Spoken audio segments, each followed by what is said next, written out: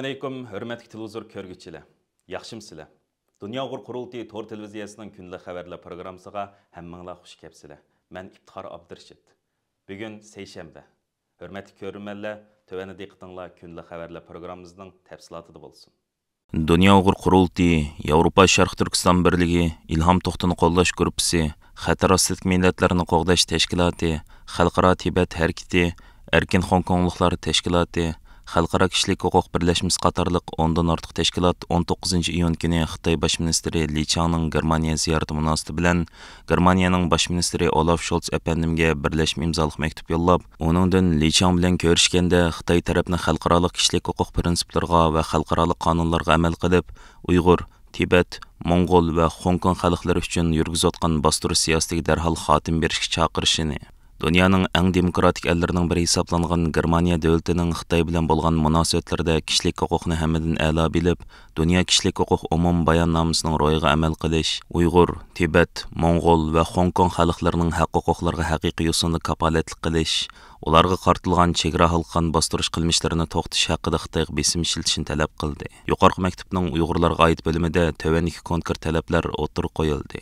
Germaniya hökuməti Xitoyning Sharq Turkistonda Uyg'ur va boshqa Turkiya xalqlariga yurgizayotgan irqiy qirg'inchilikni darhol to'xtatish uchun Xitoyga haydakchilik qilish lozim. Xitoy tarafni Birlashgan Davlatlar Tashkilotining dokladlarida o'tirib qo'yilgan tavsiyalarga amal qilib, Sharq Turkistondagi insoniyat qarshi jinoiy qilmishlarini to'xtatishga chaqirishi lozim. Faqat irqiy va diniy e'tiqod sababli begunoh holda tutqun qilingan barliq Uyg'urlar va boshqa Turkiya xalqlari darhol qo'yib berilishi, bo'libmi Ilham To'xti, Qurbon Mahmud, Akbar Asad, Gülşan Abbas qatorliqlarning o'z ichiga olgan Uyg'ur ziyolilari darhol ozod qilinishi kerak. Germaniyada yashayotgan Uyg'urlarning vatanda tutqun qilingan va g'oyib qilib etilgan urug' tuqqanlarining oqibati jiddiy holda surishtirilishi lozim. Germaniya hukumatı Xitoy tarafdan Uyg'urlarning madaniyatini, tilini, diniy e'tiqodini yo'qotish siyosatidan voz kechib, milliy ma'rifni asliga keltirishni va Uyg'ur o'smirlarini o'zining ona tilida ta'lim-tarbiya olib berishiga ruxsat qilishni talab qilishi lozim. Matbuotlarning Sharq Turkistonga erkin kirib chiqishiga, BDT mutaxassislarining, diplomatlarning, parlamentlarning va hukumatsiz tashkilotlarning Sharq Turkistonda erkin tekshirish olib berishiga yo'l qo'yilishi talab qilinishi lozim. Xitoy tarafining Uyg'urlarga qartilgan kamsitish xarakterlik butun qonunlarini, siyosiy qarorlarini va bu jihat ijro qilayotgan siyosatlarini darhol amaldan qoldirib, xalqaro kishilik huquq o'lchami bo'yicha harakat qilish talab qilinishi kerak. 7-ci növbətlik Xitoy Germaniya savdo suhbatiga qatnashish uchun 18 iyun kuni Berlinga yetib kelgan Xitoy bosh ministri Li Chang Germaniyadagi 3 kunlik rasmiy ziyoratini boshlagan edi. 19 iyun kuni Dünya Uğur Qurultayining raisi Dolqin Aysa, Qurultayning bayonotchisi va Qurultay Berlin ishxonasining direktori G'ayur Qurban va Qurultayning Gollandiya vakili Lager Shaydimiz Qalbnur Sidiqlardan tarkib topgan hay'at Germaniyaning munosabat hukumat mas'ullari bilan ilib borgan uchrashish jarayonidami yana Uyg'urlarning Germaniya hukumatidan kutilgan yuqori konkret talab va orzularini takror o'tirib qo'ydi. Xitoy bosh ministri Li Changning Germaniya ziyorati munosabati bilan Uyg'ur irqiy qirg'inchiligi, jazo lagerlari va Uyg'ur majburiy emgak masalasi yana qayta Germaniya matbuotlarining kun tartibiga keldi. Bugun, ya'ni 20 iyun tushdan burun Xitoy bosh ministri Li Chang Berlindagi bosh ministerlik binosida Germaniya bosh ministri Olaf Scholz bilan ko'rishayotganda Dünya Uğur Qurultayı, İlham To'xtini qo'llash gruppasi, Xatar astidagi millatlarni qo'g'dash tashkiloti va Germaniyadagi Tibet, Hong Kong va Falun Gong tashkilotlari birlikda bosh ministerlik binosi oldida norozilik namoyishi o'tkazdi. Li Chang o'ltirgan avtomobil bosh ministerlik binosining oldiga yetib kelganda bo'lsa, namoyishchilar Xitoyga qarshi jaranglik shuar to'lab atrofni larziga soldi.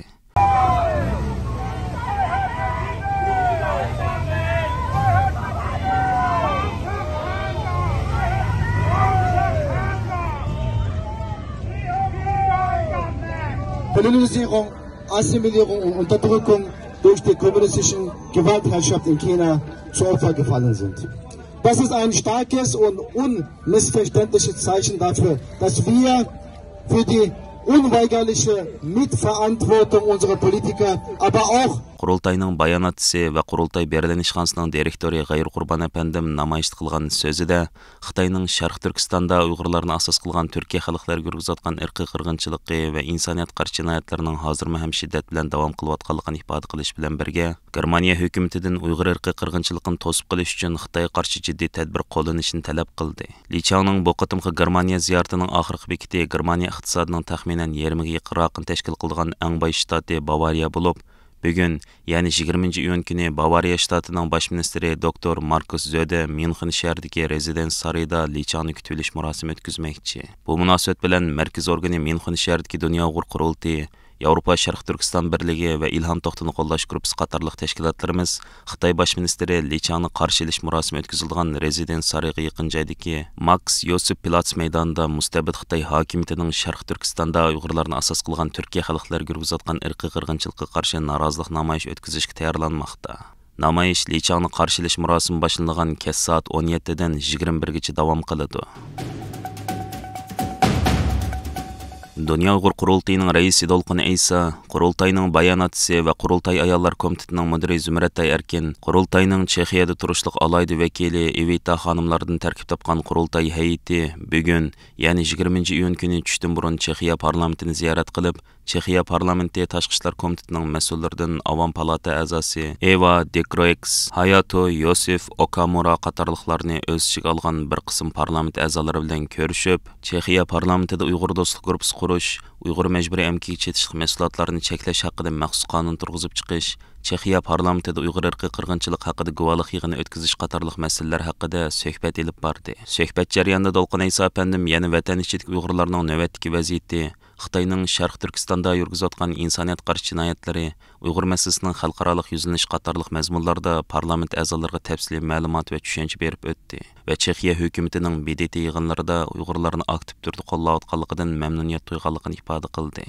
Bugun kechda yana Amerikaning Chexiyadagi bosh elchixonasining sohibxonligida praktika Amerika sarayida Dolqun Aysa boshchiligidagi qurultay vakillarining bir qism diplomatlar, parlament va hukumat a'zolarining qatnashishida Uyg'ur masalasi haqida suhbat yig'ini o'tkaziladi. Uningdan boshqa yana Dunyo uyg'ur qurultiyi tarafidan 19-iyun kuni tushdan burun Chexiyaning poytaxti Prag shahar markazida boshlangan Shinjong soqchi hujjatlarida oshkorlangan ichinishli ko'rinishlar asos qilingan va Xitoyning Sharq Turkiston irqiy qirg'inchiligi va jinoiy qilmishlar namoyon qilingan cho'ng tipdagi rasm ko'rgazmasi bugun 2-kuniga qadam qo'ydi. Dunyo uyg'ur qurultiyi ijroiya komitetining muavin raisi Turg'unjon Alovuddin, qurultay fondining raisi Abdujalil Ahmad, qurultayning bayonotchisi va qurultay ayollar komitetining mudiri Zumratay Erkin, qurultay yoshlar komitetining mudiri Erkin Zunun va qurultayning Pragda turishliq alayda vakili Evita xonim qatorliqlarning bevosita yetakchiligida boshlangan 3 kunlik ko'rgazma har kuni Prag vaqti tushdan burun soat 10 dan 17 ga qadar davom qiladi.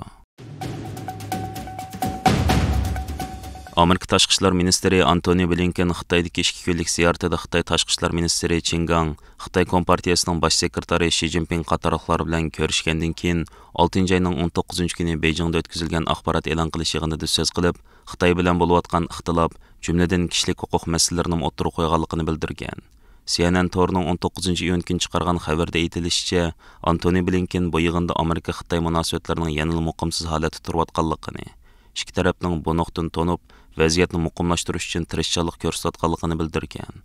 U Xitoyga kelib, bir qatimliq ziyorat va suhbat orqali barliq masalani hal qilg'ili bo'lmaydiganligini, buning faqat ikki davlat munosabatini yaxshilash uchun besilgan bir qadam ekanligini ta'kidlagan. Antony Blinken yana Xitoy rahbarlari bilan o'tkazgan suhbatda kishilik huquq masalasini, jumladan Uyg'ur, Tibet va Hong Kongdagi kishilik huquq dafsanchiligini tilga olganligini bildirgan. Xabarda qayd qilinishicha, Antony Blinken yaqinqi 5 yildan buyon tunji qatim Xitoyni ziyorat qilgan Amerika tashqi ishlar ministri bo'lib, uning bu ziyarati kunsir yomonlashayotgan Amerika-Xitoy munosabatlarini normallashtirishning sinoq qadami deb qaralmoqda ekan. Oqsaroyning bildirishicha, Xi Jinping bu qatim Antony Blinken bilan ko'rishni qasddan kechiktirgan bo'lib, uning bilan faqat yarim soat suhbatlashgan. Bo'lib, Amerika tashqi ishlar ministri Blinkenning Xitoy ziyorati boshlanishidan bir kun burun Xitoy bosh ministri Li Changning Yevropadagi eng chong savdo sheriki Germaniyani ziyorat qilishi kuzatuvchilarning zo'r diqqatini qo'zg'agan nuqtalarning biri bo'ldi. Xi Jinping Blinken qilgan so'zida dunyoning tinchligi Xitoy Amerika munosabatlarining muqim bo'lishiga bog'liq. Xitoy Amerikaning manfaatiga hurmat qiladi, Amerikaga xiris qilmaydi yoki uning o'rnini ilishga urinmaydi. Amerika Xitoyga cho'qim hurmat qilishi Xitoyning qonunli huquq manfaatiga ziyon yetkazmasligi kerak degan. Umuman aytganda, Xi Jinping bu qatimliq suhbat orqali xalqaro Xitoy bilan Amerikaning munosabati dunyoning taqdirini, insoniyatning kelgusini belgilaydi degan signalni bergan. Amerika Davlat Majlisi a'zosi, Amerika Xitoy raqobati alayda komiteti raisi Mike Gallagher 6-oyning 19-kuni Amerikadagi eng chong taratqulardan Fox televiziyasining ziyoratini qabul qilib, Amerika Tashqi ishlar ministri Antony Blinkenning Xitoy ziyorati haqida ko'z qarashlarini bildirdi. U Joe Biden hukumatining Xitoy bilan munosabatni qayta yaxshilamoqchi bo'lishining xavf-xatari haqida to'xtalib mundaq dedi. Xitoy hukumati Antony Blinkenga oxirgi ultimatum topshirib, Amerikaning suhbat yoki qarshilashish, hamkorlik yoki to'qinishdan birini tanlash kerakligini uqtirdi. Bu nihoyatda bema'nilik. Xitoy bir yoqdan Tayvanga tahdid solsa, bir yoqdan irqiy qirg'inchilik ilib beryapti. Yana bir yoqdan ajalli COVID virusini tarqatganligini davomli yoshiryapti. Xitoy hozir yangi dunyo tartibi o'rnatish uchun kuch to'plab, yangi to'qinish va xatarga tavakkul qilyapti. Bundaq natijasiz suhbatlar bizni mudofaadan bexutlashtirdi. Xitoyga o'zini o'ngshilish fursati berdi. Xitoyni Amerikaga qarshi taqim kuchli harakatlantirdi.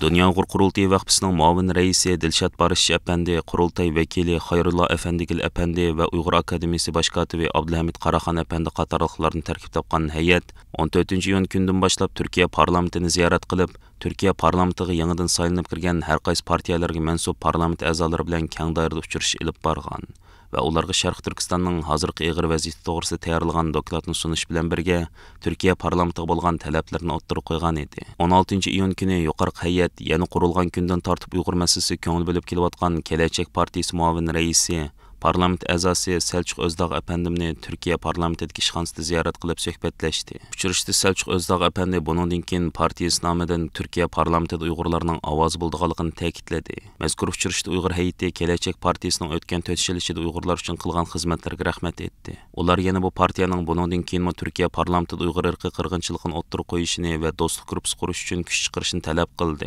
Mazkur hay'at Selçuk Özdağ Qurultay raisi Dolqin Aysa Efendining salomini yetkazgandan keyin Uyg'ur davosining xalqarodagi vaziyati to'g'risida ma'lumot berdi. Ular Amerika Qo'shma Shtatlari qatorliq nurg'un davlatlarning parlamentlarining Xitoyning Uyg'urlarga yurgizayotgan bostirish siyosatidan irqiy qirg'inchilik yoki insoniyat qarshi jinoyat deb bekitganligini, Şoň Türkiye parlamentinin bu vaqt qarar ma'qullash kerakligini bayon qildi. 2019-yili sobiq bosh minister Ahmet Davutoğlu tarafidan qurilgandan keyin orqa-orqadan Uyg'urlar to'g'risida ko'p qatim faoliyat ilib borgan Kelajak partiyasi bu qatim Turkiya parlamentida o'rin oldi. Mazkur partiyaning parlament a'zosi Selçuk Özdağ Efendi buningdan keyin Turkiya parlamentida Uyg'ur irqiy qirg'inchiligini kun tartibga ilib kelganligini, Uyg'urlarning ovoz bo'lganligini ilgari surdi. U Uyg'ur vakillariga ochiq ravishda mundaq dedi: Uyg'urlar bizning qarindoshlarimiz. Biz ularni yolg'iz tashlab qo'ya olmaymiz. Biz hozir qadar ularning ovozi, quliqi, vijdoni va ko'z bo'lishga tirishdik. Buningdan keyin Turkiya parlamentida Uyg'urlarning ovozi bo'lamiz. Men har doim Sharq Turkiston masalasini Turkiya parlamentida muxbirlarni kutib olish yig'ini o'tkazish, umum yig'inda o'ttirib qo'yish, Sharq Turkiston to'g'risida qonun loyihalarini sunish orqali kun tartibda tutishga tirishaman. Kelajak partiyasi qurilgandan keyin mazkur partiya va Davutoğlu Erdo'g'an hukumatining Xitoy bilan bo'lgan savdo-iqtisod munosabatini deb, uning Uyg'urlarga qaratgan irqiy qirg'inchilik siyosatini ayblamaganligini ko'p qatim tanqid qilgan edi. Bu qatimqi saylamda Kelajak partiyasidan 10 kishi parlament a'zosi bo'lib saylanib, parlamentda o'rin olgan. Ularning ko'pi Uyg'ur masalasini yaxshi biladigan kishilar ekan. Hurmatli ko'ruvchilar, yuqorida diqqatingizga kunlik xabarlar programmamizning tafsilotini sundik. Kelar qatimliq sonimizgacha ko'rishgacha omon bo'lgaysizlar. Stansimizning YouTube kanaliga a'zo bo'lishni unutmang. Xayr xo'sh.